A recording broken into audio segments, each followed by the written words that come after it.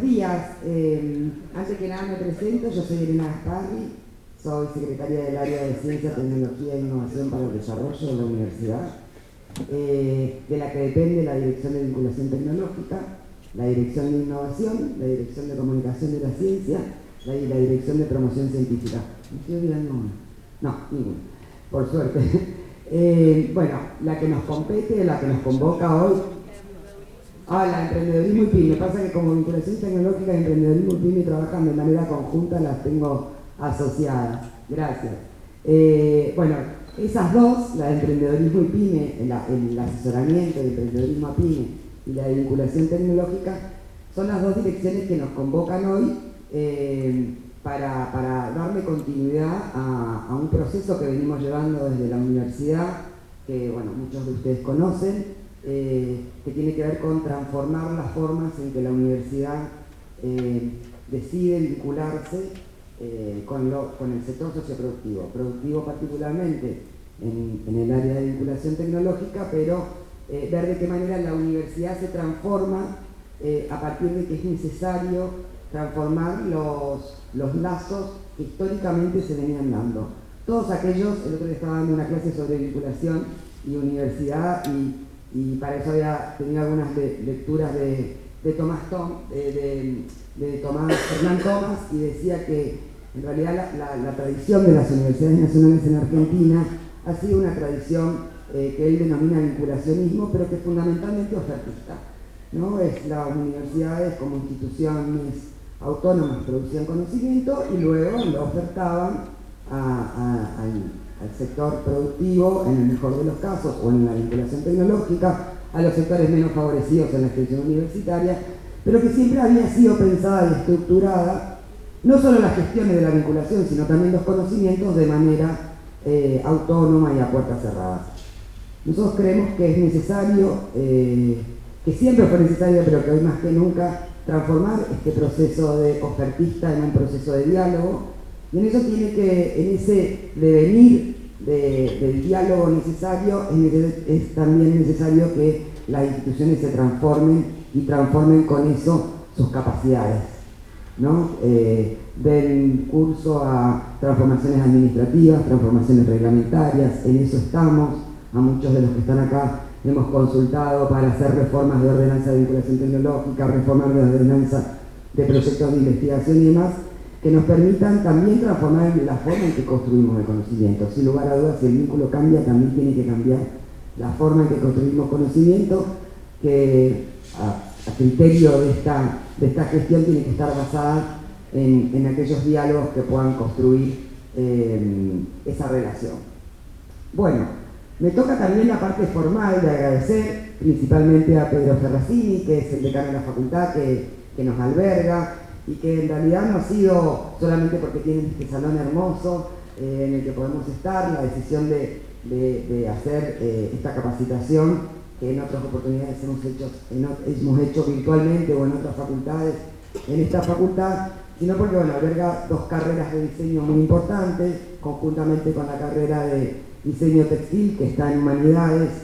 Son 3 carreras nuevas para la universidad que ya están teniendo profesionales en vinculación justamente con el sector productivo y con la innovación. Entonces también dar ese apoyo. En ese sentido quiero agradecer a las directoras de las 3 carreras, ¿no? A la directora de la Soledad Palomete, que acá la veo, la directora de diseño gráfico, a Matías Pala, que es de la licenciatura de diseño industrial, y a la directora de diseño indumentario y textil, María Laura Carrascal, que colaboraron en cómo idear esta capacitación y también en que los docentes e investigadores de cada una de sus carreras estén acá. Especialmente también al presidente del INPI, que es una institución con la que siempre contamos en estas transformaciones y en estos procesos que estamos dando en la universidad, Carlos María Gallo, y a los especialistas acá presentes que tuve el honor de conocer hoy, a Pablo Solemín, Adolfo Dudelsac, ¿no? ¿Está bien? Perfecto. Tito, a partir de ahora. Bueno, que es ingeniero, la biotecnóloga Maricel Gil, a la profesora de química, Carolina Lunati. Muchas gracias a ustedes por estar, sabemos del esfuerzo de trasladarse hasta acá, pero también sabemos de la diferencia de estar acá de manera presencial y que también han hecho capacitaciones para nosotros de manera virtual. Bueno, también durante la tarde de hoy vamos a tener a un profesor invitado que es abogado y licenciado en diseño gráfico, máster en propiedad intelectual e industrial, Sergio Ventivegna, quien disertará sobre las licencias de uso para tipografías de imágenes, bueno, una mirada de la propiedad intelectual. Claramente todas estas temáticas que tienen que ver con propiedad intelectual, patente, modelos de utilidad,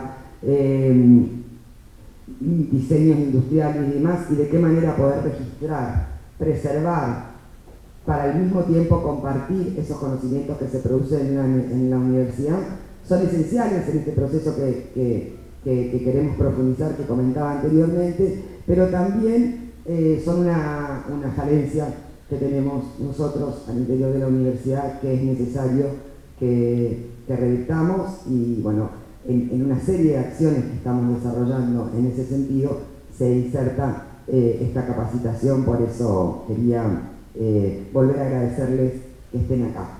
Bueno, no me queda más. Bueno, mañana a la tarde también vamos a tener un conversatorio con empresas de base científico-tecnológica que surgen de investigadores de nuestra universidad, que nos parecía interesante también poder conversar y intercambiar experiencias con aquellos investigadores que estén por un camino inicial en ese proceso de la generación de productos o empresas o emprendimientos, y la experiencia de ellos a nosotros nos nutre también, digo, para que lo compartan con investigadores que están en ese proceso, pero también nos nutre la gestión, para ver cuáles han sido los momentos en los que, por ejemplo, se encontraron solos y hubiese sido interesante que la institución esté, de qué manera reforzar, dónde hay otras instituciones y otros canales que ya están haciendo su trabajo, entonces cuáles son las áreas de vacancia, claramente son las iniciales a mi criterio, pero bueno, en ese marco es que damos esta capacitación que ha tenido muchísima repercusión.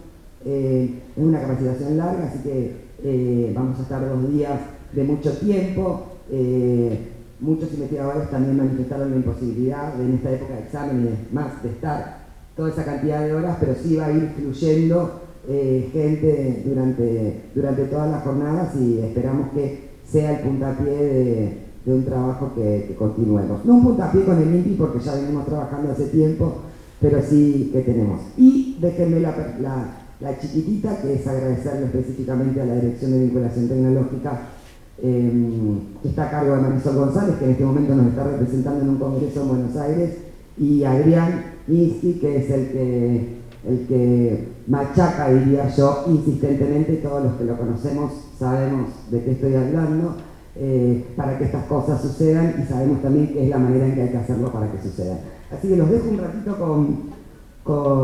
para que nos salude Pedro, y nuevamente agradecerte que podamos estar en tu casa.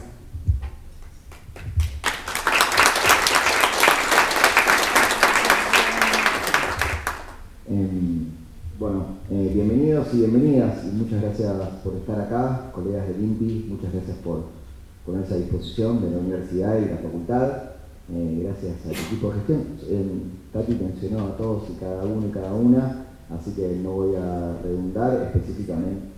Sí, Sole Chamorro, Alana Prese, secretaria de Extensión y Vinculación, Gabriel Charito, director de Innovación para el Desarrollo, nuestra amiga NFAO también vinculada a nuestra coordinación de vinculación tecnológica, Sole Chamorro, por supuesto. Bueno, gracias también por buscar y sostener los diálogos con la universidad, que somos lo mismo, pero también hay un conocimiento que vamos a buscar que tiene que ver con la propia demanda de nuestra institución.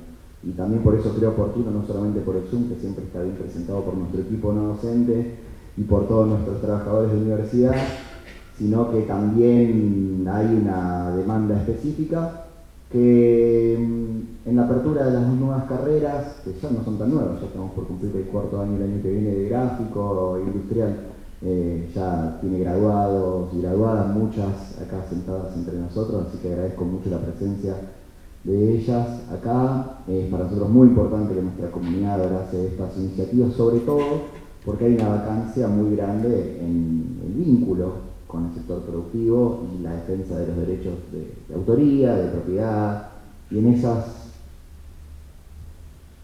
navegaciones que estamos proponiendo una vez que nosotros entregamos un título profesional habilitante o profesionalizante de nuestra institución, pareciera que estamos como medio a la deriva. Somos muy malos los diseñadores y arquitectos pensando en los términos legales. Esto no es ninguna novedad. Quizás hay muchos que sí lo saben y estoy hablando al divino botón al respecto, pero muchos de nosotros no sabemos cómo enfrentar estos problemas a la hora que producimos conocimiento y esos objetos o cosas, sí, objetos sería la palabra precisa, que producimos, objetos como algo más complejo, no necesariamente tangible o material, ¿no? En términos reales directos, pero sí eso que producimos está protegido y qué podemos hacer con eso, cuáles son los alcances, cuál es la defensa, cómo se puede, y algo que nos cuesta mucho hablar desde la universidad, en función de todo eso que decía, monetizar algunas cuestiones, ¿no? Porque eso es lo que en definitiva nos coloca como competitivos en el mundo profesional y por supuesto que logra algo que venimos defendiendo desde hace muchísimo tiempo, no comenzó con nosotros, Tati, que es el tan ansiado ascenso social en términos socioeconómicos que promete la universidad pública, no solamente a quienes estamos acá adentro, sino a la sociedad completa y la universidad como un actor fundamental a los fines de estructurar el sector productivo de nuestro país, ¿no? Como proyecto de nación, como un rol fundamental, con una gran inversión de toda la sociedad en su conjunto a los fines de terminar haciendo una reflexión sobre su sector productivo. Por lo tanto, esto es fundamental para que nosotros podamos entender cómo vincularnos correctamente. Y además también, que si esto no existe, y esto tampoco estoy diciendo nada nuevo ni descubriendo nada nuevo, nuestros profesionales empiezan en un proceso de prueba y error, ¿no? Es decir, la primera que te chorean un proyecto te ayuda a decir, no, esto no me puede pasar, por poner en términos así más vulgares. Creo que este congreso, seminario es vital para eso. Nosotros lo habíamos hablado con Adrián, ¿te acordás de Adrián cuando estábamos, cuando me tocó dirigirla bajo la tutela bajo el liderazgo de Tati, me tocó dirigir la Dirección de Innovación para el Desarrollo, que está Gabriel Charito. Claro, hablamos de todas estas cuestiones y yo digo, che, nosotros no sé si sabemos tantas cosas de esto. La parte legal de arquitectura, en la carrera, ahora estamos con la reforma del plan de arquitectura, por lo tanto también esto va a ser un material a recoger y a volcar en la comisión redactora. Después esto debiera avanzar en ese sentido, porque la parte legal de arquitectura, no solamente en términos de defensa de derechos civiles, sino también de propiedad intelectual, no está abordada de la mejor manera. Por supuesto, los arquitectos y las arquitectas nos pensamos que podemos, como somos todólogos, que podemos abordar todas esas disciplinas, esa parte legal no está tan cubierta. Por lo tanto, hay un desafío enorme en nuestra facultad. Quizás desde diseño gráfico y diseño industrial está mejor abordado, te diría, pero bueno, falta esta estructura. Por lo tanto, este congreso es completamente bienvenido, completamente necesario, y la formación para nuestra comunidad es algo que no es que comienza en un acto fundacional, sino que tiene que profundizarse en este sentido, así que nos vamos a estar molestando mucho más de lo que ustedes desearían seguro. Así que bueno, quedamos vinculados, les doy la bienvenida, les deseo una enorme jornada, y bueno, nada, pero estoy muy agradecido también por la cantidad de gente que vino. Esto es muy importante, no es el mejor momento de nuestra universidad en términos de debate público, no es el mejor momento de nuestra universidad en términos de la denostación que está recibiendo por parte del gobierno nacional. Por lo tanto, ver en este momento del año, con la lengua afuera, intentando terminar las cuestiones cotidianas, una predisposición a seguir formándonos y a seguir debatiendo estos temas que me parece que es importante destacar. Así que felicito también a la organización por lograr la discusión y comprometer a tantas personas. Sé que mucha gente va a ir viniendo durante el día porque, bueno, justamente la actividad del año es así, pero bueno, felicitaciones y bienvenidos y bienvenidas. Bueno, esto que relataba Pedro no es más ni menos del diagnóstico que tenemos también como universidad. Mucha gente no hace vinculación tecnológica porque no sabe cómo hacerla, ¿no? y porque da temor claramente todas las cuestiones que tengan que ver con lo nuevo, y también esta idea de la propiedad intelectual a mí me interesa remarcar un poco en relación al final de la situación de las universidades y la ciencia y la tecnología en Argentina, que también la propiedad intelectual puede englobar en propiedad intelectual todos los otros posibles registros. Desde nuestra universidad es vista desde el punto de vista del derecho público, digo, de qué manera también resguardamos un saber que es producido por una institución pública, además de la pertenencia individual del investigador en relación a ese conocimiento que produce, que la propiedad intelectual también sirva para preservar un recurso que es generado por el propio Estado. Así que bueno, los dejo con Adolfo, con el que vamos a iniciar esta capacitación. Muchas gracias.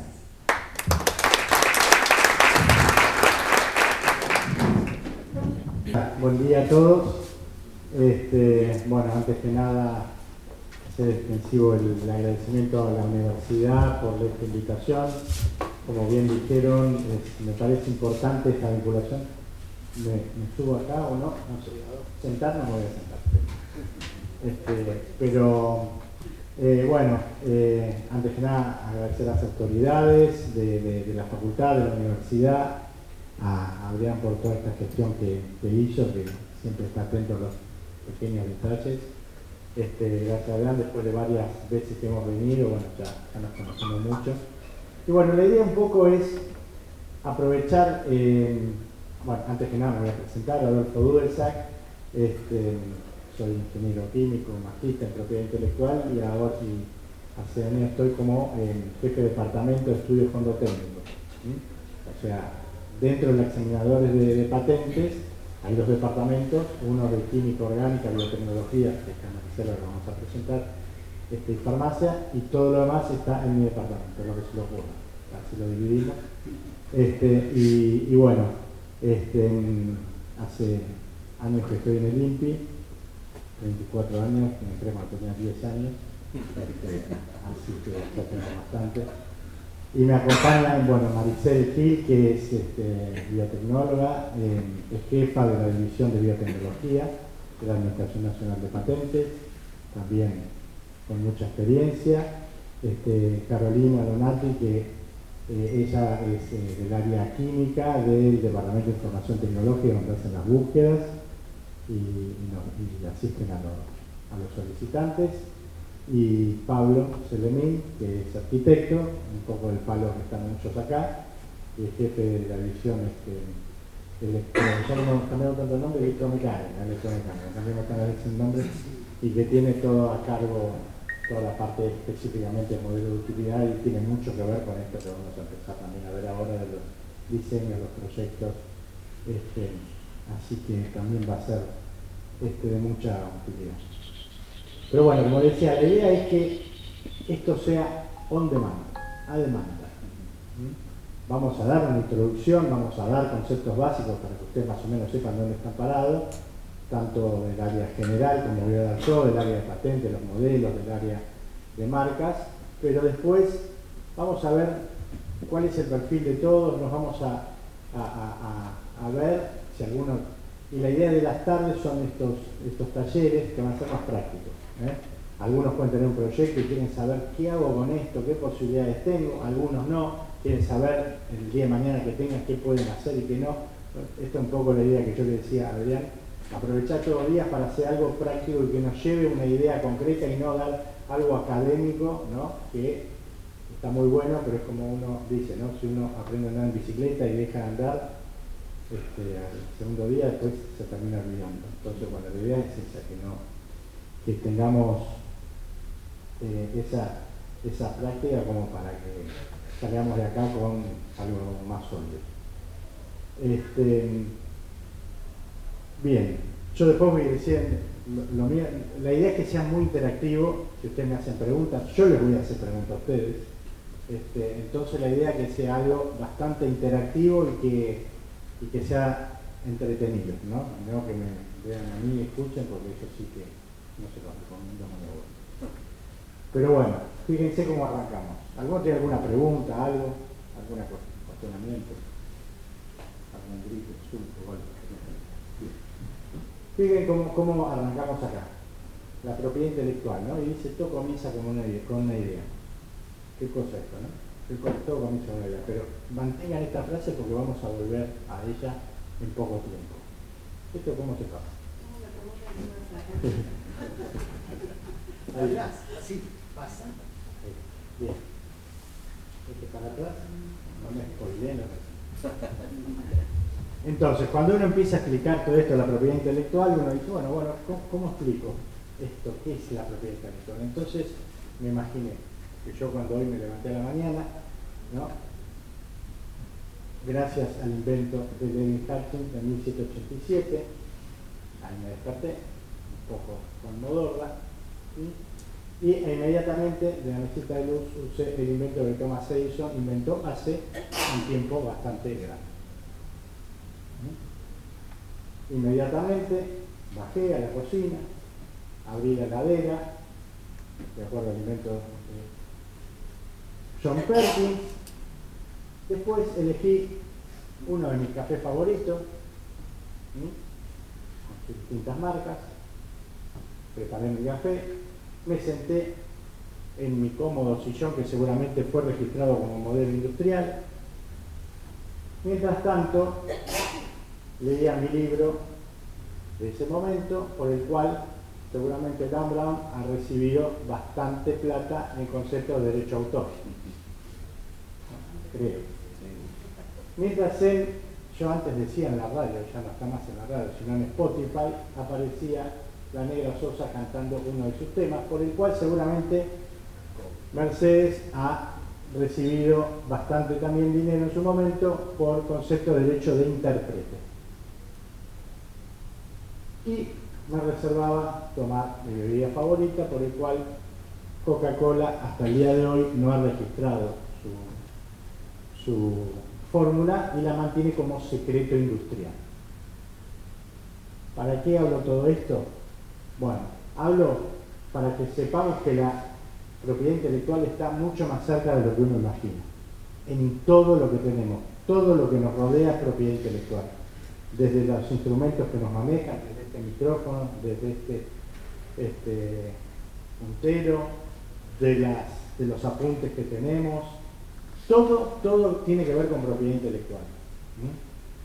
Y cuando hablo de esto, hablo, como ya ven ahí, todo. Ahora, volvemos a lo que yo puse al principio y viste que íbamos a volver. Esto de todo comienza como una idea. Y ahí tenemos que hacer un parate. Más de ustedes han tenido algún momento donde ha dicho esta frase: tengo una idea que me gustaría patentar.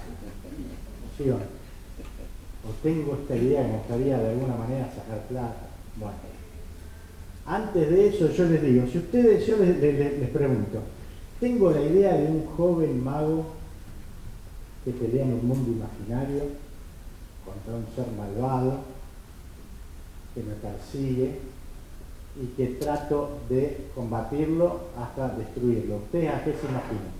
Videojuego. ¿Pero qué oro? ¿Quién? Harry Potter. Bien. Ahora, cuando yo digo Harry Potter, ustedes lo sabrán, apareció Harry Potter. ¿Y qué pasó después de Harry Potter? Aparecieron un montón de historias de jóvenes magos que empezaban a pelear en el mundo imaginario, ¿sí o no? Miniseries, películas, o como por ejemplo cuando apareció El regreso de los muertos vivos, ¿no? Y después empezaron The Walking Dead y aparecieron películas de zombies por todos lados. ¿A qué me refiero con eso? Que las ideas no se protegen. Y esto es un concepto fundamental. Las ideas no se protegen. Lo que se protege es la concreción de esa idea a través de una herramienta determinada, que es la que vamos a empezar a ver ahora, y eso sí se protege. Todos decían que Sarmiento, cuando fue exiliado a Chile, en una piedra en el camino escribió: bárbaro, las ideas no se matan, ¿sí o no? Le faltó poner, se registran, se concretan y se registran, pero de propiedad intelectual mucho no sabía. Pero bueno, la idea fundamental con lo que empezamos en esto: las ideas no se protegen. Lo que se protege es la concreción. ¿A través de qué? De algunas herramientas que vamos a ver ahora. Esta es la propiedad intelectual en general. Hay más. Pero la básica es eso, tiene las marcas, las patentes, los modelos y diseños, que de eso vamos a hablar mucho en estos 2 días. Pero después tenemos, por ejemplo, los derechos de autor, y esto tiene que ver también, y es importante, porque muchos de ustedes han escrito artículos. Ustedes seguramente si uno escriben tesis, escriben trabajos finales, todo eso se registra, todo eso se protege. Cuando estamos hablando de aplicaciones, muchos de ustedes van a tener diseños de páginas web. Eso se registra, no se registra como patentes, se registra como derecho de autor. Por eso también vamos a hablar un poco de derecho de autor. No va a ser ahora en esta charla, pero después, mañana o en los talleres, si alguien tiene inquietudes sobre esto y vienen, me preguntan, no hay ningún problema y lo charlamos. Por eso esta idea de que sea algo bastante interactivo. Y también las denominaciones de origen. Ustedes han escuchado el tema de las denominaciones de origen, ¿no? Uno ahora no compra queso Roquefort, compra queso azul. ¿Sí? No compra champán, compra cava o compra vino espumante. ¿Sí? Entonces, esto tiene que ver, vamos a hablar un poquitito sobre esto. Bien, este es el mapa general de la propiedad y otras, ¿no? Está el derecho de autor, está el secreto industrial, pero fundamentalmente vamos a hablar de esto. ¿Alguna pregunta? ¿Alguien tiene?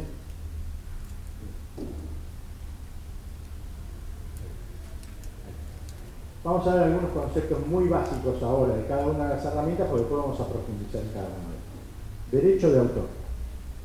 Todos sabemos y escuchamos hablar del derecho de autor, ¿sí? O de copyright. ¿Sí o no? Sí, sí. Y yo les pregunto, ¿es lo mismo derecho de autor que copyright? ¿Qué les parece? Todos hemos nombrado esa frase, ¿no? Sí, el derecho de autor, sí, el libro este tiene copyright. ¿Es lo mismo? Apuntan a dos cosas distintas. A ver. Entiendo que el copyright es más desde lo que es la explotación, digamos, de la obra, mientras que el derecho de autor es más el vínculo entre el autor y la obra. Anda por ahí. No es justamente eso, pero ¿alguno más tiene? Puede ser que tenga derecho a autor, pero que sea libre, que sea... No por ahí. ¿Cuál es la diferencia fundamental? El copyright es un derecho sajón. Estados Unidos, Reino Unido, Australia, ellos manejan el copyright, que como dice la palabra es el derecho de reproducción. Y cuando hablan de derecho de reproducción es eso, es solamente un poco lo que decía acá el compañero, es un poco manejar esto del dinero, ¿no? La papota, como se dice. Van a eso, nada más. Nosotros, en cambio, tenemos el concepto de derecho de autor. El derecho de autor es un derecho continental. Nosotros nos basamos en la legislación francesa y de Estados Unidos. Nosotros tenemos el derecho de autor. ¿Por qué? Porque el derecho de autor tiene dos componentes: el derecho patrimonial y el derecho moral. El copyright solamente incluye el derecho patrimonial, como bien dije. Pero nosotros, aparte, tenemos el derecho moral. ¿Qué significa el derecho moral? Hay dos derechos implícitos en el derecho de autor: el derecho a la paternidad de la obra y el derecho a la integridad de la obra. Son derechos morales que son irreemplazables, intransferibles, imprescriptibles y todos los que quieran. No se pueden transferir. Y digo dos derechos morales: el derecho a la paternidad y el derecho a la integridad. ¿Qué significa esto? Supónganse que yo pinto un cuadro. Después vamos a ver implícitamente qué protege cuál es el objeto del derecho a proteger en cada una de las herramientas de la propiedad intelectual. Porque no es lo mismo que protege el derecho de autor, que protege la originalidad de la obra, o el derecho de marcas, que es la distintividad de la obra, modelos y diseños, que es la novedad absoluta, y derecho de patentes, que es la novedad calificada. Son todas cosas distintas las que protegen. Entonces, si yo pinto un cuadro, ¿no? Tengo acá, me pongo una cosa y los pinto a todos ustedes. Va a ser muy desastre. Pero no importa. Cuando uno quiere proteger una obra de derecho de autor, no protege la calidad de la obra, sino la originalidad de la obra. Y lo que denota la impronta del autor, como dicen los grandes representantes del derecho de autor, denota la impronta del autor. En este caso sería. Entonces, yo los pinto, ¿sí? Bárbaro, hago un cuadro, no importa si les gusta o no, pero es un cuadro irreproducible porque nadie puede reproducir lo que yo hago, pueden hacer copias, lo que quieran. Entonces, ¿qué hago? Lo vendo. ¿Lo puedo vender el cuadro? Sí. ¿Lo puedo vender? Sí, Sí, en derecho. Entonces lo vendo, la tengo más cerca a Maricel, que la única que me podría comprar un cuadro. Pero se lo vendo a Maricel. Listo. ¿De quién pertenece? ¿A quién pertenece el cuadro? Maricel. Maricel. ¿Ella lo puede vender? Sí. ¿Lo puede exponer? Sí. ¿Lo puede regalar? Sí, sí. Pero ella dice, mira, el de la tercera fila no me gusta porque tiene cabello rojo, se lo voy a pintar en verde. ¿Lo puede cambiar el color del pelo? No. No. Lo podría hacer, pero... ¿Lo podría hacer? Sí. Como Como poder, no sé si debe, pero como poder puede. ¿Está permitido hacerlo? No. Ese es el derecho a la integridad de la obra. Alguien que no es el autor no puede modificar la obra. Ustedes lo van a ver con los subdiseños, ¿no? Por eso digo, tiene mucho que ver y después si quieren abundamos en eso. Sí. ¿Qué pasa con el tema de restaurar? ¿Tiene que hacer? Claro. Ahora vamos a hablar un poquito de eso. Esto me lleva, a mí me encanta el derecho de autor, así que pero no me quiero extender demasiado. Terminemos con esto y contesto lo que vos decís. Bien, no lo puede hacer, es el derecho a la integridad de la obra. ¿Puede ella agarrar, ponerlo en su casa, tachar Fito Duro? Yo digo Fito porque yo me pongo, como digo a mis alumnos en la facultad, yo prefiero poner el sobrenombre y no como me lo pongan ellos. ¿Puede cambiar Fito y poner Maricel? No, ese es el derecho a la paternidad de la obra. Esos dos derechos, que son dos derechos morales, no están en el copyright, sino en el derecho de autor. Y eso está en patente, está en marca, están todos los derechos de propiedad intelectual acá en Argentina. ¿Sí? Cuando uno presenta una patente por una empresa, siempre tiene el derecho el inventor, aunque trabaje para la empresa, de figurar ahí. ¿Sí? Es el derecho. ¿Qué pasa con las restauraciones? En general la restauración, volvamos a esto, los derechos morales, ya lo dije, los derechos patrimoniales, el derecho de reproducción, el derecho de cobrar, ¿no? Bueno, los derechos patrimoniales, los derechos morales no tienen prescripción, son eternos. En cambio, los derechos patrimoniales sí. ¿Cuánto dura el derecho patrimonial? Por ejemplo, esto de venderlo, la frase es larga. 70 años a partir del 1 de enero posterior a la fecha de muerte del autor. Wow. ¿Sí? 70 años a partir del 1 de enero posterior a la fecha que muere el autor.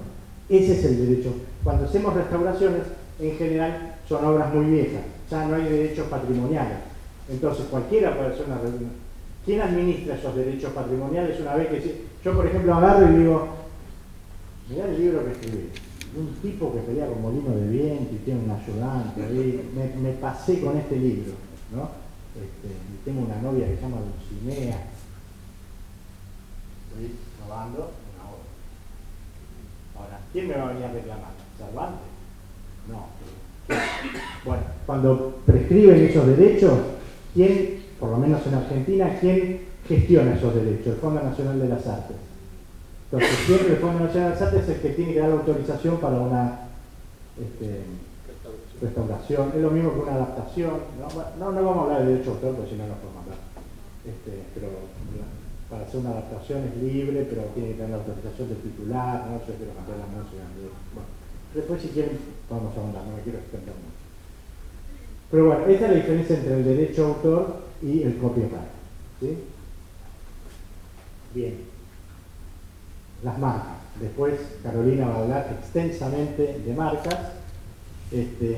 Pero bueno, las marcas lo que protegen es la distintividad del producto. Lo que me permite a mí decir el origen de la calidad de ese producto o de determinadas características del buen vivir, como se dice, ¿no? Yo tengo posibilidades de elegir, imagínense que yo voy a un negocio y tengo alfajores todo con envoltorio blanco. ¿Cuál elijo? sé, bueno, pero cuando yo tengo la marca, bueno, elijo el que más me gusta o el que considero que es de mejor calidad en cuanto a su marca y a su procedencia. Entonces dijimos, derecho de autor protege originalidad, marcas protege la distintividad. Son dos cosas distintas. Yo puedo tener una marca que diga pingüino y otra pingüin, o pingüino también, pero con otra fisonomía. Bueno, habría que ver si no está en la clase, de eso va a hablar. Pero esto es que tiene que ver con las marcas.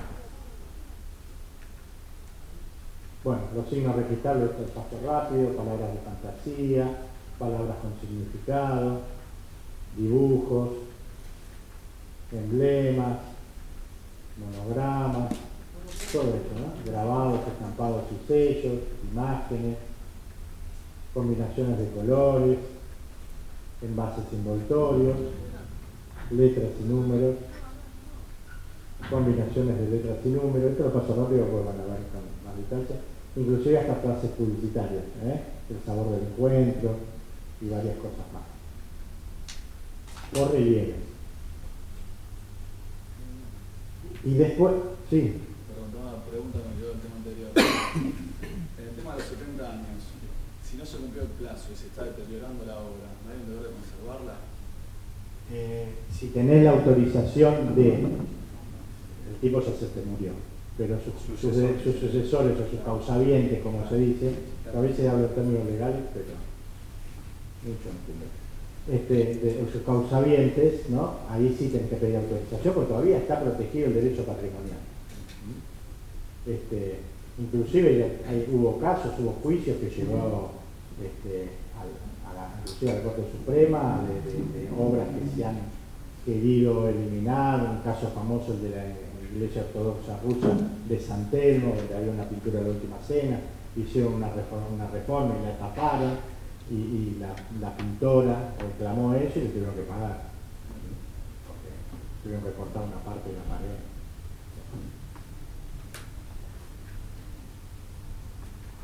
Bien,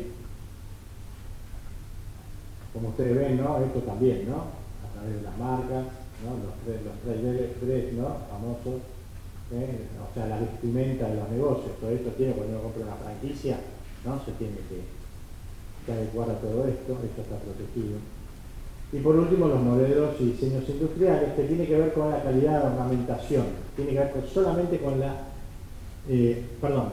dijimos, derecho de autor, 70 años, derecho patrimonial, los morales no prescriben, marcas son 10 años renovables in eternum, mientras se acuerde de renovarlo, modelos y diseños son 5 años, ¿no?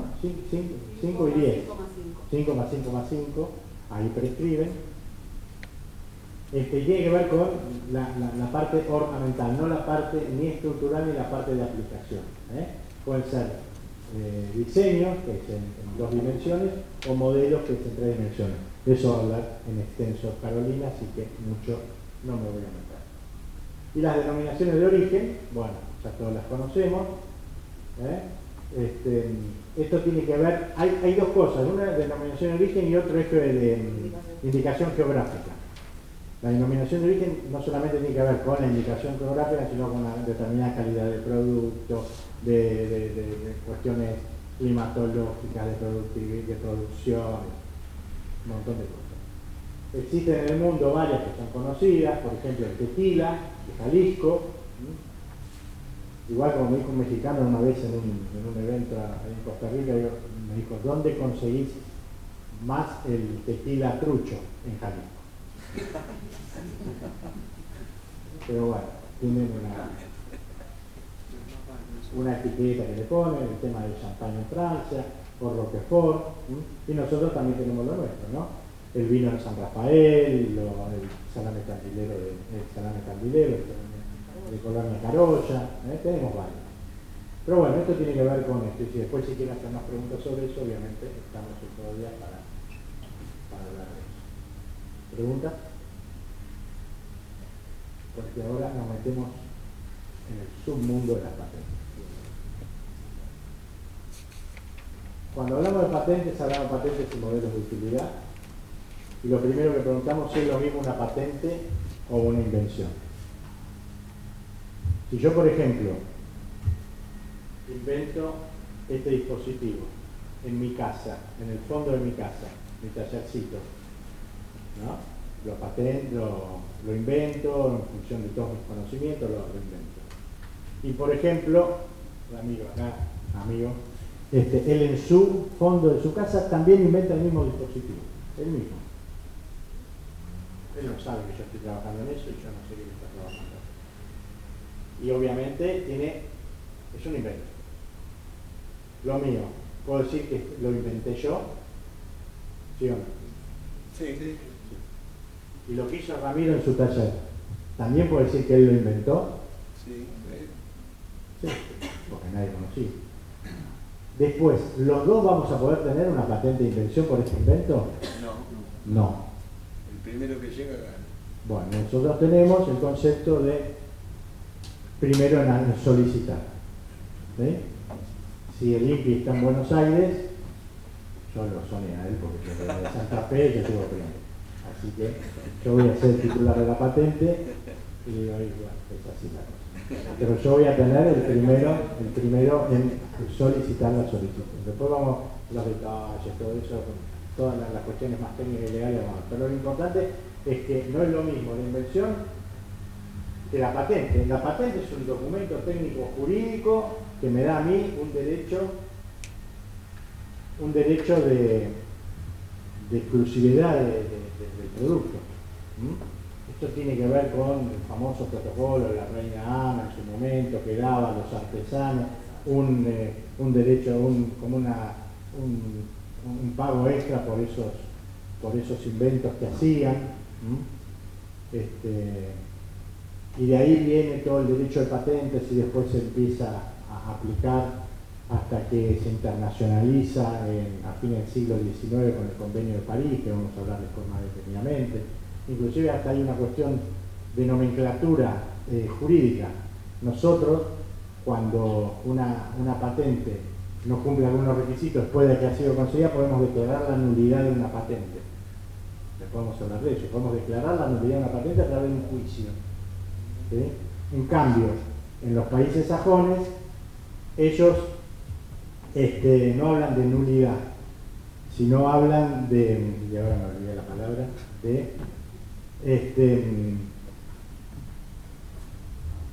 No validez. No. Revocación. Muy bien. Revocación. Es la edad. Es la edad. El alemán. ¿Por qué hablamos de los países? Es lo mismo. Jurídicamente es lo mismo la nulidad de revocación, pero ellos tienen base en derecho sajón. ¿Quién daba la patente en el derecho sajón? El rey. ¿Alguien puede decretar la nulidad de un acto divino del rey? No. Ni mucho menos el Estado. Entonces solo el rey era el que podía revocar esa decisión. También nosotros, como tenemos derecho continental, derecho francés del Estado, decimos nulidad. Una tontería, pero... Bueno, otra cosa a tener en cuenta muy importante. Los derechos de patentes, en general, todos los derechos de propiedad intelectual, a pesar de que hay convenios internacionales que asimilan esos derechos, tiene que ver con la territorialidad. ¿Qué significa esto? Si yo quiero tener la protección de mi patente en Argentina, tengo que ir al INPI en Argentina y registrarlo. Si yo quiero tener ese derecho en Estados Unidos, tengo que ir al INPI de Estados Unidos, a la USPTO, que es la oficina de Estados Unidos, tengo que registrarlo en Estados Unidos. No existe la patente mundial. No existe la patente mundial. No es que digo, bueno, yo lo presenté acá, bueno, y ahora, jódanse, porque yo tengo la patente en todos lados y yo soy... No. La protección es territorial. Más, la divulgación de la novedad es universal. ¿Qué significa esto? Que si yo me fui a Estados Unidos y vi un determinado dispositivo, producto, que ha pasado varias veces, y esto está en Argentina, vengo, lo quiero yo y proteger en Argentina. ¿Me fijo? No, acá no lo vende nadie. Y vengo y presento una solicitud de patente acá en el INPI, ¿lo voy a poder patentar? Sí. No. No. No lo voy a poder patentar, porque nosotros los examinadores somos malísimos. y buscamos en todo el mundo, le vamos a encontrar esa divulgación de una patente de Estados Unidos. Le va a decir, claro, esto no, esto ya está presentado en Estados Unidos. ¿Está bien? ¿Se entiende eso? Sí, sí. Ahora, ¿lo puedo fabricar acá? Sí, siempre y cuando no esté presentada la solicitud o la patente acá. ¿La puedo fabricar? Sí. La puedo fabricar yo, vos, cualquiera. Nadie va a tener la exclusividad. ¿Está bien? Esa es la diferencia. O sea, la protección es territorial, más la divulgación de la novedad es universal. Hay algunas excepciones, no sé si lo tengo en la diapositiva, no, pero hay algunas excepciones a ese, cuando hablemos de la novedad. Bien, los requisitos de patentabilidad. Los requisitos de patentabilidad son tres: novedad, actividad inventiva y aplicación industrial. ¿Sí? Eso es, a mí no me importa si el procedimiento, el dispositivo, el medicamento, lo que sea, funciona o no, no me importa.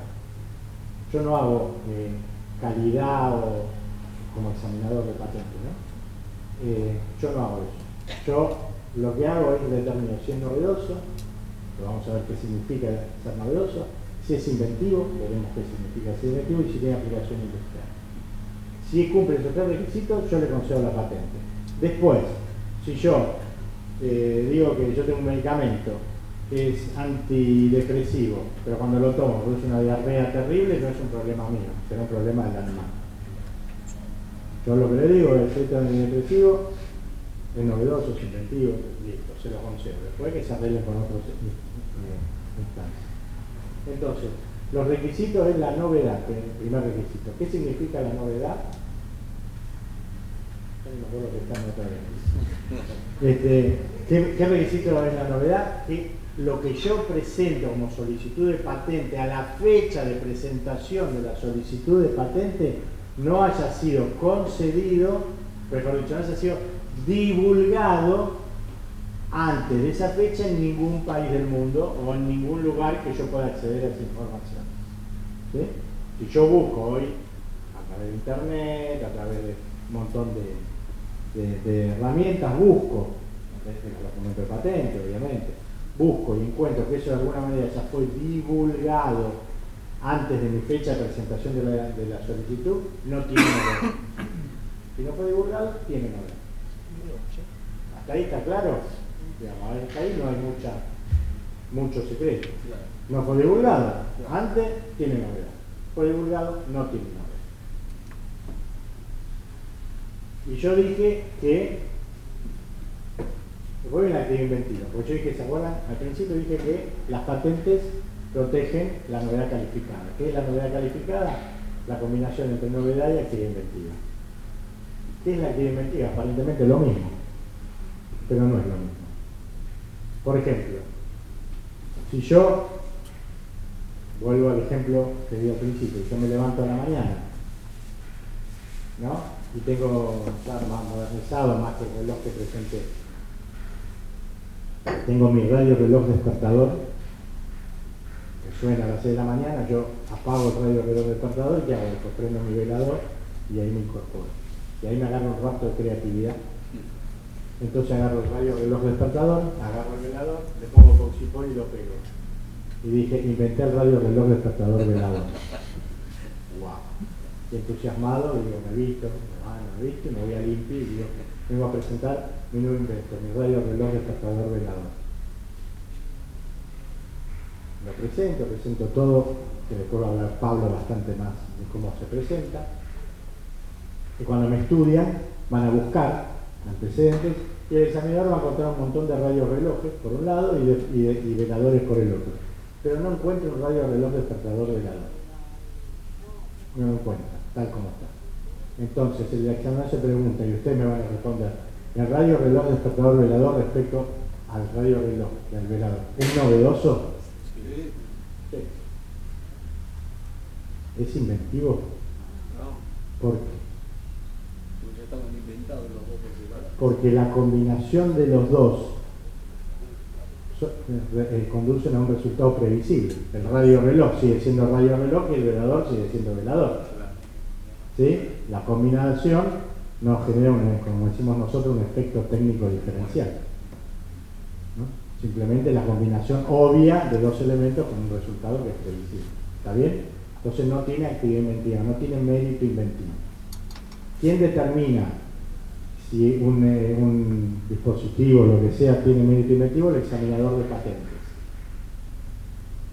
Él, que es, como bien dice, es una persona versada en la materia, es una persona que conoce el campo técnico pero no tiene creatividad previa.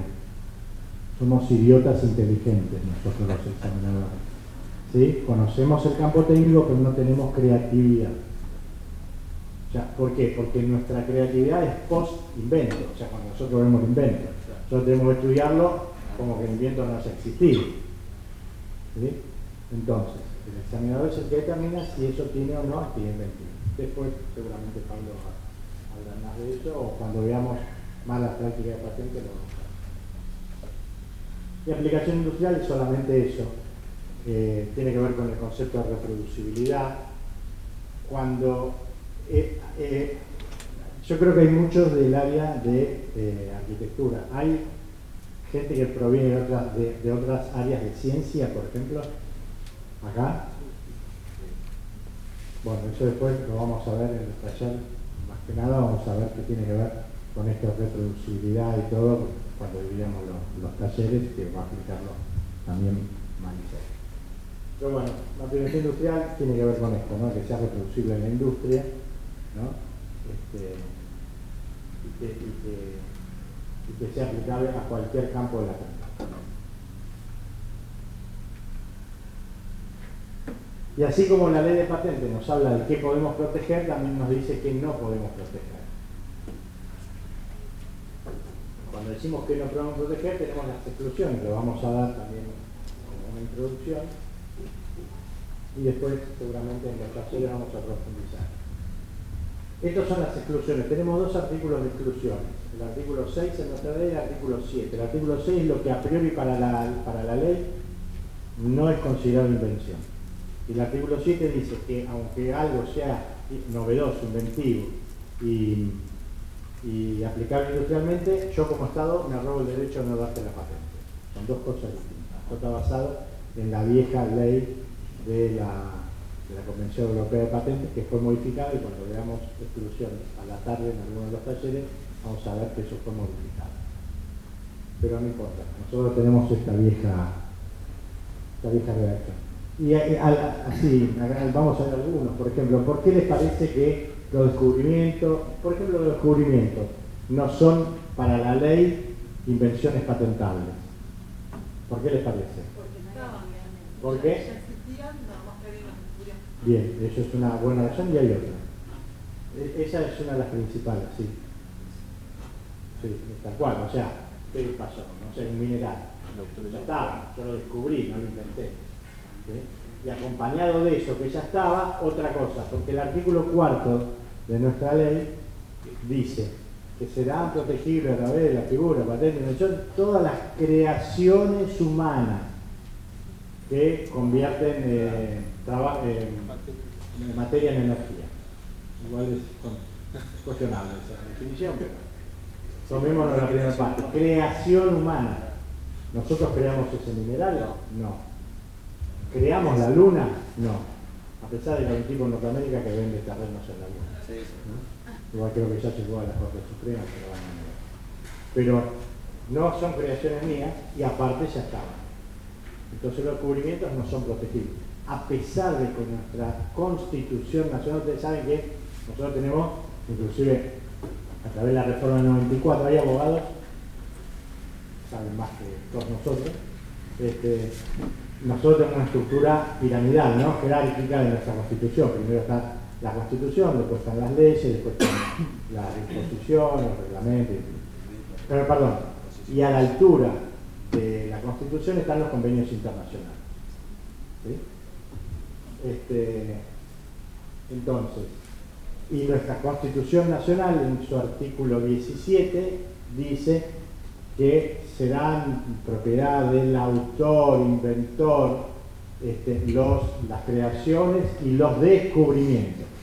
Bueno, eso había sido redactado en 1853 y no se cambió. Pero ahí hay un temita solucionado, ¿no? Pero bueno, por eso los descubrimientos no. ¿Por qué las obras literarias no son? Y aparte por otra cosa más. Sí, eso está muy bien. Pero ¿por qué? Lo dijimos así al pasar como una frase grandilocuente. Porque las obras literarias son únicas e irrepetibles. ¿Sí? O sea, yo mi cuadro lo pinté yo y es único, ¿verdad? Es un desastre, pero es único. Cuando lo haces vos, lo copiás, es otra historia, ¿no? Bueno, las teorías científicas porque las ideas son de libre circulación, no se pueden repetir. Y este es un tema importante que seguramente muchos de ustedes van a tener con el tema de las aplicaciones, el tema de los diseños, de la página web, que es el tema del software. Cuando el software es patentable, ahí dice que no es patentable, ¿no? Es registrable por derecho de autor, el software per se, las instrucciones per se, el código fuente y el código objeto. Ahora, las aplicaciones del software para obtener determinadas aplicaciones técnicas sí es protegible. Ahí tenemos una duda con el crecimiento de la inteligencia artificial. Nosotros hemos tenido varias capacitaciones en Europa, en Estados Unidos en eso, y hablando mal y pronto están todos en la misma. No quiero decir tanto en bola, pero están todos, más o menos estamos todos igual. Después seguramente cuando a los talleres vamos a hablar más de eso, ¿no? Pero lo que sí se protege es el software aplicado. Por ejemplo, el software, un software per se, que lo que hace mover el brazo a un robot, el software no es protegido.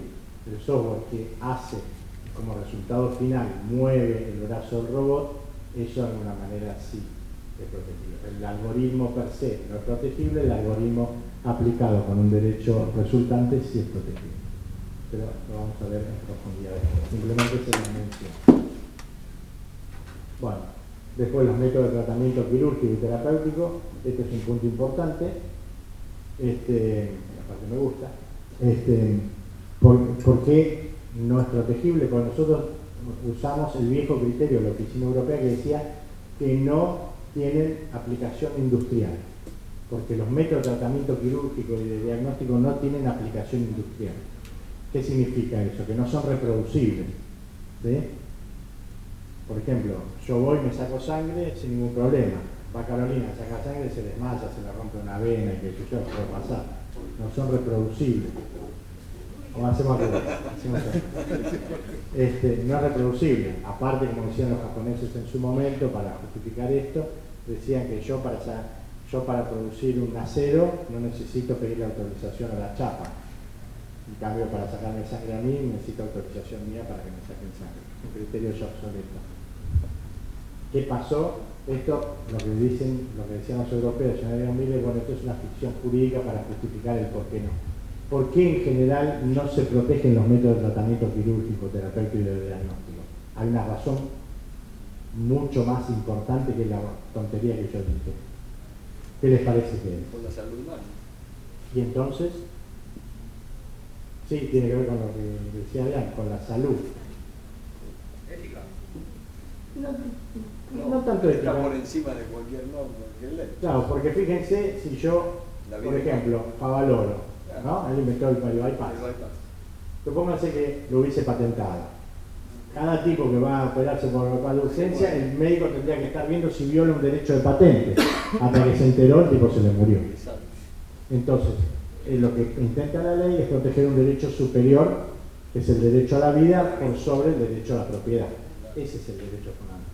Por eso los europeos lo sacan ahí, lo ponen en lo que es nuestro artículo 7, después vamos a hablar del artículo 7, y nosotros todavía lo dejamos ahí. Ahí lo que sí se puede patentar son los instrumentos quirúrgicos que se usan para eso. Los instrumentos, los métodos de manipulación de esos instrumentos, hay un montón de cosas. Por ejemplo, un remedio sí se puede proteger. Por ejemplo, siempre digo el mismo ejemplo, el DIU, ¿no? El dispositivo intrauterino, se puede patentar, pero el método de implantación del DIU dentro de la mujer, no. ¿Sí? Y te pregunto, ¿y el protocolo? ¿Qué sería? El protocolo quirúrgico, ¿viste? Cuando te dicen que tenés que tener profilaxis tanto tiempo antes, la intervención es así. Eso lo tendrías que proteger por derecho de autor. porque es una secuencia de etapas que vos debés cumplir ante eso. ¿Sí? Pero después está el límite finito, ¿no? Nosotros tenemos muchos casos, Marcelino en el área, tiene un montón de casos que seguramente lo vamos a ver en el taller de la parte de ciencias, mucho de eso, pero sí, tenemos muchos límites finitos, bueno, pero este sí, este no, esta parte sí, esta parte no. Nosotros tenemos, inclusive, me tocó a mí modificar las directrices de patentamiento por algunos casos particulares. Después, si quieren ahondar en el tema, lo veo. Una consulta. Sí. En materia viva, en el caso de bacterias modificadas que son materia viva, pero son de procesos industriales, para generar proteínas recombinantes, cosas por el estilo. Yo te voy a decir, a muy gran trazo grueso, pues tenemos la experta acá que es Maricel. De eso se gana la vida. Pero, digamos, hoy nosotros la modificación de la materia viva, por ejemplo, la modificación de un gen de la materia viva, siempre y cuando haya sido en el laboratorio y haya sido una modificación de un proceso biológico, hoy se protege, ¿sí o no? Pero no un proceso esencialmente biológico, que es otra cosa, después lo van a ver bien con Maricel. Pero eso, hay criterios diferentes. En Europa un gen aislado se protege y nosotros no, porque decimos que no tenemos novedad. Es así.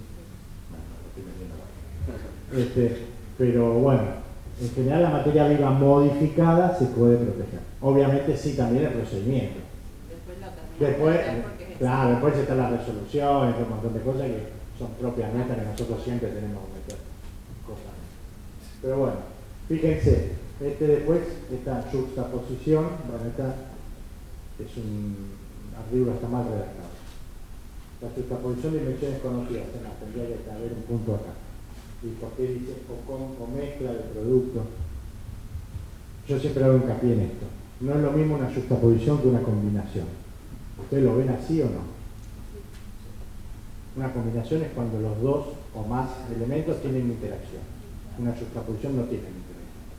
El famoso ejemplo del kit donde tengo la aguja, la jeringa y el dispositivo es una juxtaposición, no tiene. En cambio, yo pongo en un remedio un antiinflamatorio y un anti no sé qué, están combinados. Después si cada uno funciona, no importa, pero están combinados. Porque cuando yo me meto en mezcla de productos conocidos, ¿verdad? Ahí yo estoy hablando de otra cosa que es actividad inventiva, por eso está mal redactado. Y acá también está mal redactado.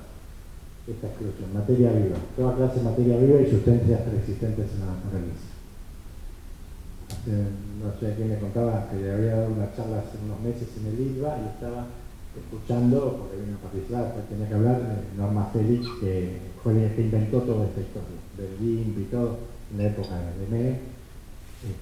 Y yo en la presentación dije, esto está mal escrito, me dice, yo lo escribí. Igual no está tan mal. Pero me dice, sí, me di cuenta, pero eso fue una corrección de la Cámara de Diputados, bueno, pero fue un momento libre. Entonces, ¿por qué digo toda clase de materia viva y sustancia? Porque fíjense si yo lo leo así, toda clase de materia viva y sustancias preexistentes en la naturaleza. No es lo mismo que yo diga, toda clase de materia viva y sustancias preexistentes en la naturaleza. ¿Sí o no? Sí, sí. Bueno, como dicen los abogados, la ratio legis de ese artículo, o sea, el espíritu de ese gozo es toda clase de materia viva y sustancias, preexistentes en la naturaleza. Lo que está excluido es todo lo que es preexistente en la naturaleza. ¿Sí? Sí. Porque materia viva los microorganismos se protegen, ¿sí o no? Yo le pregunto por qué. Pero otra materia viva quizás no. No, pero vamos a ver, generamos suspenso para la tarde. Claro, y si no me va a spoilear, no le voy a spoilear. Nos queremos llenar de dudas. Le diría que salgan con más dudas que se. Sí. Tengo una pregunta de la juxtaposición de invenciones. Sí. ¿Qué pasa a la inversa? Si está reportado en una patente, por ejemplo, una mezcla que actúa para tal cosa, un medicamento, por ejemplo, que es una mezcla, ¿se puede patentar que uno solo de los componentes de esa mezcla en realidad es el que está haciendo ese efecto? Depende de lo que vos hayas protegido en lo original. Si en la mezcla vos divulgaste o mencionaste que cada uno por separado, o sea, si una mezcla te produce un determinado efecto, pero después usás uno particular que produce un efecto inesperado de la combinación anterior, y ya sería otra historia y podríamos considerar que sí. Podría ser. Como yo siempre digo, cada solicitud o cada invento es particular, tenemos la carga pública de la invención y tenemos que verlo particular. Pero en principio yo te digo, bueno, antes no aparecía solo, pero ahora yo extraje, entonces eso a veces se llama patente de selección.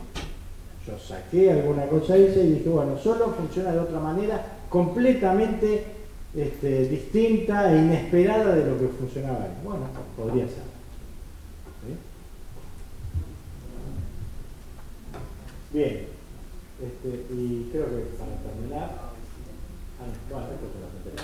para terminar, el artículo 7, que como dijimos, algún invento puede ser novedoso, patente, inventivo, pero yo como Estado digo, no te lo doy. ¿Por qué? En marcas, por ejemplo, se negó en su momento la marca cannabis, ¿no? Alegando. Contrario al orden y la moral pública. Claro, ahí. Tomamos. Pero bueno, en patentes, ¿cuál podría ser esto? Esta segunda parte se la voy a dejar exclusivamente a Maricel porque también hay una contradicción con el reglamento y se la dejo a ella que se preocupe. Pero bueno, la primera parte, algo ¿qué se les ocurre? Algo que pueda ser objetado con este artículo 7º de la primera parte, de protección del público, salud moral. ¿Qué se les ocurre?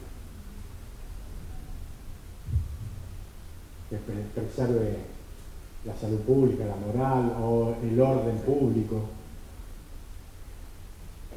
¿Un arma? ¿Podría ser? No. ¿Una bomba atómica? No, porque es por el uso, no por la invención. Por eso digo, yo como Estado, yo puedo decir la bomba atómica, por ejemplo, es novedosa, inventiva y aplicable industrialmente. ¿Te la doy o no te la doy? Y la inventó ella. Pero es una prerrogativa del Estado. Por eso, ¿qué sería algo denegado? Bueno, vamos a expoliarlo. Nunca se ha denegado una patente aplicando este artículo, esa es la realidad. Yo antes ponía, por ejemplo, un ejemplo que era un dispositivo para producir la eutanasia, por ejemplo. Pero, eso. Y después, leyendo, ¿no? Bibliografía, leyendo el tratado de patentes de doctor Cabanela, ¿no? Que son 3 tratados bastante gruesos, él hace una interpretación bastante piola como para justificar esto. Porque él dice que esto en realidad, esta exclusión, lo que dice es perjudica a lo que yo quiero de alguna manera conseguir con esta restricción en vez de facilitarlo. ¿Por qué? Porque él dice, si yo, supónganse que yo hago un invento que me altera, no sé, me altera las aguas biológicamente, un invento. Si yo prohíbo ese invento por este artículo, ¿sí? ¿Me siguen? Sí. ¿Cualquiera podría hacer ese producto, sí o no? Sí. Quiere decir que yo como Estado tengo que cubrirme de todo. En cambio, si yo le doy la patente a ella que lo inventó, ¿a quién tengo que vigilar? A ella sola. Entonces, lo que dice Cabanela es una interpretación que me parece peor. Pero bueno, está la legislación y esto no puede ser. Y bueno, y para que vean algunas cosas, el tema de patentes, ¿no? Que uno dice, esto se usa, no se usa. Fíjense, anticipándose el futuro. Miren el ejemplo de Apple, ¿no? Del iPad. Fíjense, el iPad fue publicado en el 2006, pero fue presentado, ahí se ve chiquito, en el 2004, por algún lado lo ves ahí. Bueno, no se ve mucho, pero acá dice que fue presentada la solicitud de patente en Estados Unidos en el 2004.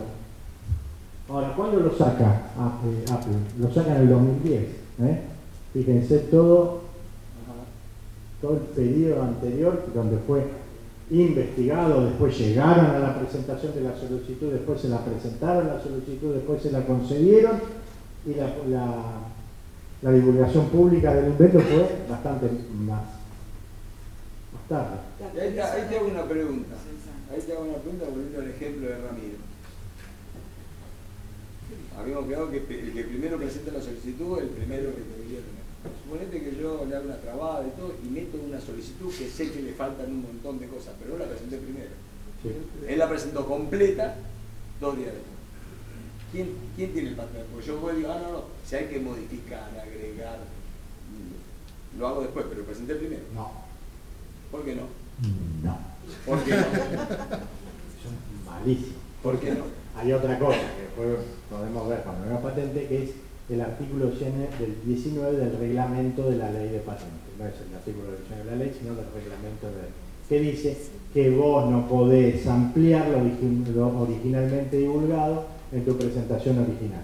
Si vos te quisiste hacerlo y presentaste, pero mire que después se lo agrego, la pelota. Nada. Si él la presentó, a vos te lo vamos a denegar por falta de suficiencia en la descripción. Y va a aparecer él con la descripción completa. ¿Sí?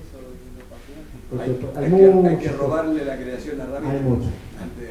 Claro, habría que robar. También se pueden poner de acuerdo y presentarla juntos. Pero así no.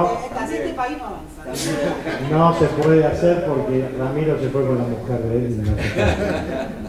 Entonces, no, está bien. Pero ese es el tema. Pero ese es el fundamento que no te permiten agregar y completar primera solicitud. A grandes rasgos está la patente nacional, no vamos a hablar de eso. Y después, por último, el caso ¿no? El tema de la camarita, ¿no? También. Un dato de color. Fíjense, ¿no? Que la solicitud fue presentada en 2012, fue concedida en 2014 y esto después se presentó en el mercado. Siempre las patentes van anticipando lo que va a pasar en el mercado. ¿Sí? Eso es fundamental para, fíjense, publicado en abril de 2014. Es más gracioso porque la publicación de la solicitud de la tablet tiene citada una patente de Samsung que entró en conflicto legal en Estados Unidos. Sí, claro, después se anterior. Sí. Se hacen guerra de patentes. ¿Qué preguntaba? ¿2 años lleva el proceso de patentamiento más o menos? Espera, cortemos la imagen y yo te digo. Cortemos la grabación y yo te digo. Mirá. No, te voy a contestar. No, igual esos 2 años que ves es entre que se presenta y se publica, no entre que se presenta y se concede. Y se concede.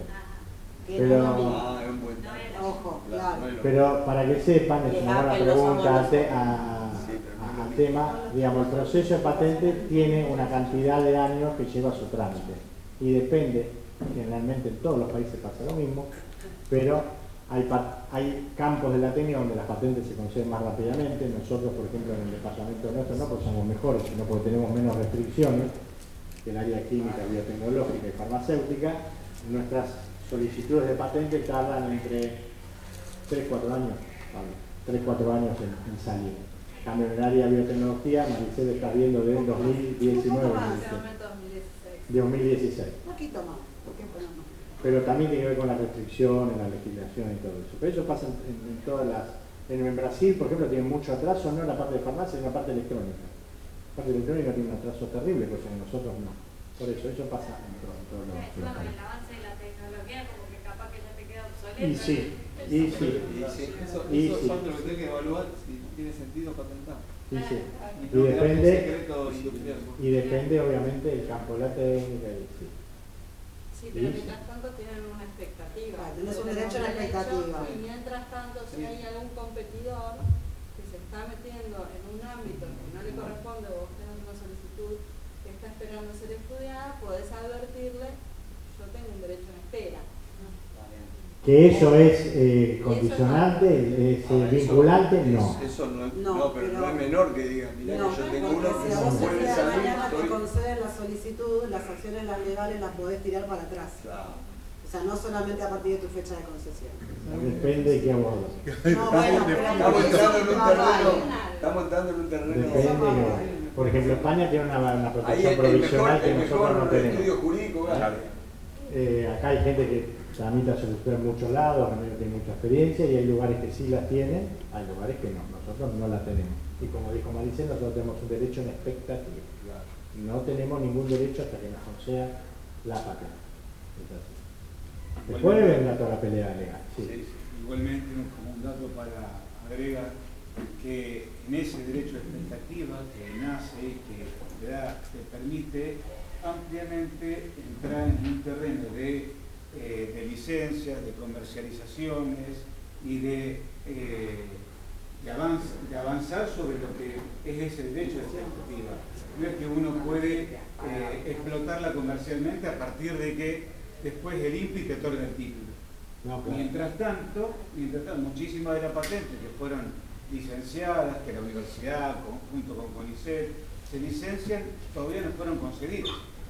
Pero tienen financiamiento porque tienen solicitud de patente. Claro, exactamente, es lo que decía. Para el inversor, digamos, es importante ese derecho de expectativa. Obviamente hay un proceso de publicación que después se van a expresar, pero que te permite, digamos, avanzar en ese terreno mientras el INPI hace su tarea. Sí, y por eso decimos que es muy importante, eso que se habla en la parte específica de patentes, no sé si a lo mejor mañana podemos profundizar en eso, en cómo se presenta la solicitud y qué es lo que yo divulgo ahí, y uno está seguro que lo que va a tener es una patente, lo que nosotros decimos una patente fuerte, defendible en momentos de que la patente ya sea concedida y no pueda enfrentar procesos de pedidos de nulidad.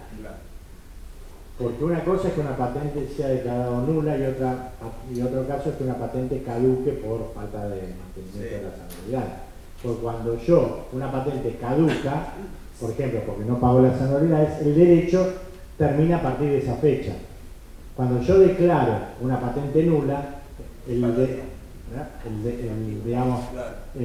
la falta de derecho va hasta el origen. Y yo en el medio licencié y ahí tengo problemas. Porque el tipo que me pagó durante todos esos años la licencia dice, claro, devolvemos, yo te pagué por algo que no existía. Por eso digo, es muy importante y eso lo vamos a hablar mañana, cómo se presenta correctamente una solicitud de patente y qué expectativas tengo yo. Porque uno dice, y mira, yo presento esto, total, pero cuanto más general, menos fuerte es la patente. Uno tiene que ir a lo que verdaderamente inventó. No nos vayamos por las ramas, porque si no tenemos patentes débiles que pueden enfrentar procesos de nulidad. ¿Sí? Sí, una pregunta. Siguiendo con esa línea de los tiempos que lleva desde que uno presenta una patente hasta que es concedida, son amplios. ¿A qué se debe esos tiempos y cómo se puede pensar que acompañan a los avances también o a la... Me diste el pie para, te voy a contestar, pero para algo que me olvidé. ¿Se acuerdan que yo hablé de novedad? Sí. Que algo es novedoso si a la fecha de presentación de la solicitud eso no existía. Existen dos exclusiones a esa novedad. Uno es el derecho de prioridad del Convenio de París. El Convenio de París, el Convenio Madre de la Propiedad Industrial, donde nos dice que vos podés presentar una solicitud en Estados Unidos y tenés un año para presentar la misma solicitud en cualquiera de los países miembros, que somos todos, invocando prioridad, o sea, diciéndole, mira, yo presenté en Estados Unidos y ahora un año después presento en Argentina, pero te invoco la prioridad de Estados Unidos, o sea que la búsqueda no me la van a hacer a la fecha de presentación, sino la fecha que la presentan. Eso es muy importante. Y otra divulgación, otra excepción a esa divulgación es el artículo 5º de la ley que dice divulgaciones no perjudiciales. ¿Qué significa? Si yo voy a un congreso, voy a una feria de ciencias, voy a una publicación científica y presento una invención, tengo un plazo de un año para presentar eso mismo que yo presenté en la feria de ciencias, invocando esa presentación y decir, mirá que yo te lo presenté en el congreso de Sarandón, ahí. Tomame esa fecha. No es la que te presenté. Entonces esa fecha, porque si no vos serías antecedente de vos misma. Claro. ¿Sí? Salvedad de toda salvedación. Eso lo tengo que hacer al momento de presentar la solicitud de patente. Tengo que invocar o la prioridad o la devolución. Yo me fui a tomar un café y dije, uy, me olvidé, vuelvo, listo, la perdí. ¿Sí? Perdón, ¿el artículo científico sirve de prioridad? No, sirve de divulgación no perjudicial. ¿Puede ser que hay productos que se fabriquen con la leyenda que dice patente en trámite? ¿Cómo? La última parte escuché. Que productos que se fabriquen con la leyenda patente en Sí, trámite. eso no está prohibido. Es una cuestión de marketing, ¿no? Sí, es una cuestión de marketing, ¿no? Pero se arriesgan a que, por ejemplo, se declare nula la patente. Ah, sí, pero no te van a hacer juicio por eso. Porque en realidad vos estás diciendo la verdad, el papel de trámite. Bueno, estás mintiendo. Dentro de los plazos que vos decías con el tema del examen hay que tener en cuenta los 18 meses de ventana de la publicación de las solicitudes en la mayoría de los países. Por eso. Contestando a vos, tenemos que esperar el año de prioridad, después tenemos que ver la publicación, después está el examen de fondo, el atraso de cada... Eso en general es en todos los países. Y solamente agregar que el periodo de gracia del artículo 5 es de la ley argentina para Argentina. Para Argentina. Si vos después querés ir a Europa, tiene otro requisito, otro procedimiento. Algunos son 6 meses, otros no tienen. Y algo muy importante, que después va a salir seguramente. Si yo digo, bueno, sumo, porque yo presenté en otro país que tiene un año de, por ejemplo, acá. Yo tengo, presento una solicitud acá, hoy, que hoy es 4 de noviembre de 2025. Miren, yo el 4 de noviembre del 2024 lo presenté en la Feria de Ciencia de, Tafí del Valle. Vale, estamos bien.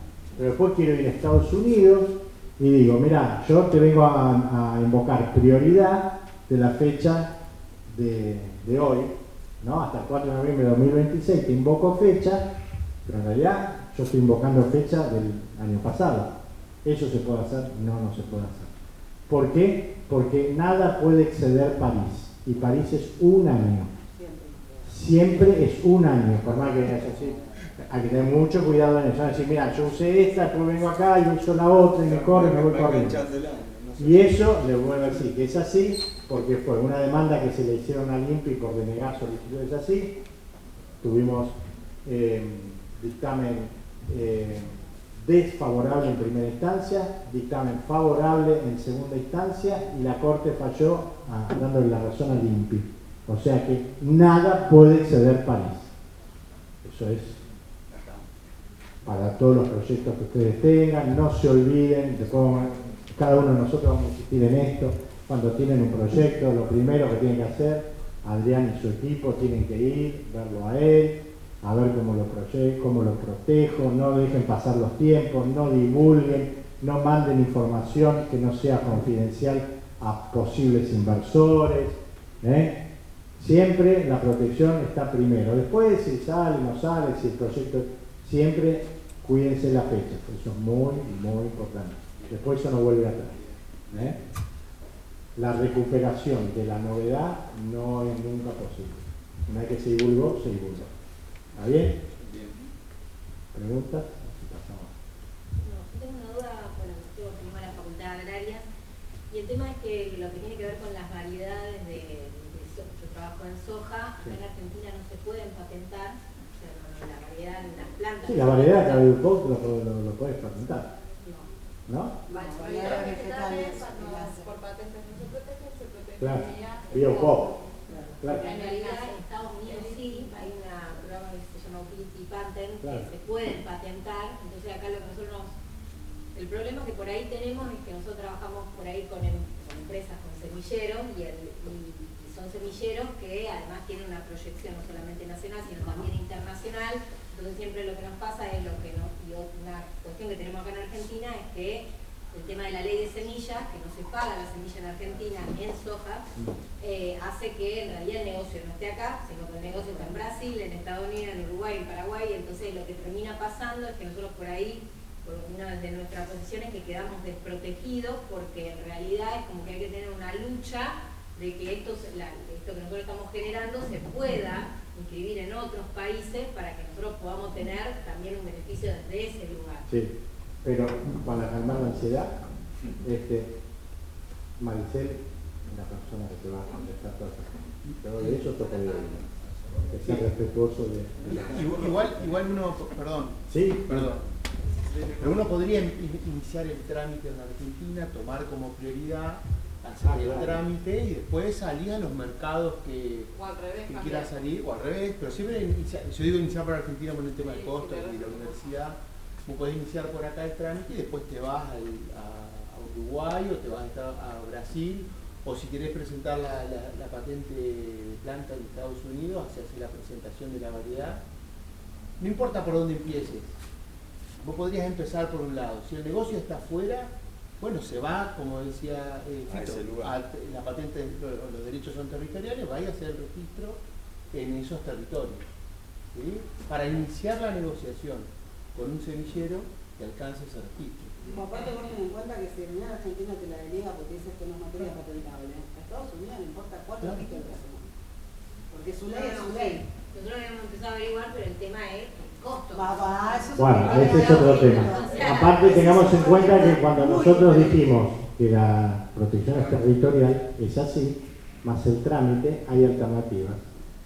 Hay algo que se llama PCT, no sé si me han escuchado nombrar, Patent Cooperation Treatment, es un procedimiento de tramitación de solicitudes de patente, no es de concesión.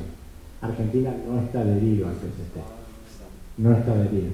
Para vos presentar una solicitud, ¿qué tiene la diferencia del PCT respecto a la tramitación? Si vos tenés una solicitud como en Argentina, vos tenés que agarrar, pero una solicitud en Argentina, Estados Unidos, en Brasil, no.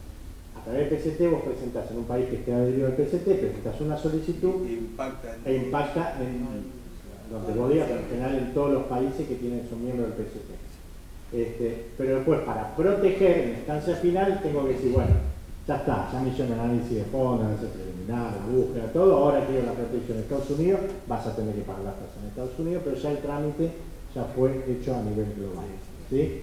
Por eso hay distintos métodos. Vos no podés presentar PCT porque sos Argentina, pero si vos te asociás con uno que es brasilero, sí podés presentar PCT. Y hay un montón de otros. Aunque ella inicie en otro lado que no sea Argentina, tampoco puede presentar PCT si es uno de los países que está incluido.